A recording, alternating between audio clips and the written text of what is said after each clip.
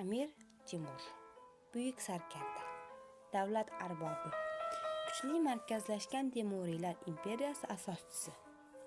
Sarkarda 1336-yil 9-aprelda Shahrisabz yaqinidagi Xo'ja Ilg'or qishlog'ida dunyoga kelgan. Buyuk sarkarda Barlos urug'idan bo'lib, otasi Amir Tarag'ay beklardan edi. Temur tuzuklari asari muallifi, adolatli boshqaruv va harbiy san'at bilimdoni hisoblanadi. Temur tuzuklari Amir Temurning harbiy va siyosiy faoliyatidan ma'lumot beruvchi tarixiy asardir. Tuzuki Temur va Tuzuqoti Temur nomlari bilan atalgan. Olimlar Amir Temurni tuzuklar muallifi ekanligini e'tirof etadilar. Asar 2 qismdan iborat.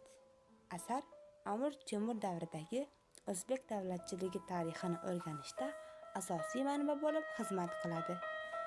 Atoqli rus olimi logofed Temur tuzuklarini o'rganib, unga Turkistondan, Yevropadan 500 yillar oldin vujudga kelgan konstitutsiyaviy kodeks, boshqacha qilib aytganda, Amir Temur saltanatining konstitutsiyasi deb yuksak baho bergan.